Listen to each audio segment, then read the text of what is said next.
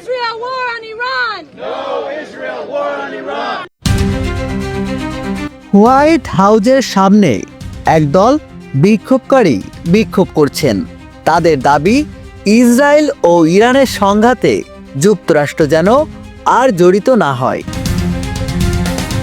বিক্ষোভকারীরা ইরানে ইসরায়েলি বোমা হামলা ও ইসরায়েলি বাহিনীকে কোটি কোটি ডলার সামরিক সহায়তা দেওয়ার বিরুদ্ধে বিক্ষোভ করেছেন। বিক্ষোভকারীরা যুদ্ধে সরাসরি জড়িত না হতে ট্রাম্পের প্রতি আহ্বান জানান। এরই মধ্যে যুক্তরাষ্ট্রের বিমানবাহী 3টি রণতরী বহর মধ্যপ্রাচ্যে অবস্থান করছে।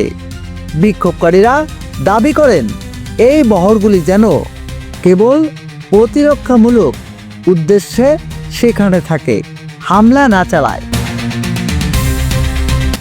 নাকিব, বাঙালিওয়ালা নিউজ বাংলা, ঢাকা।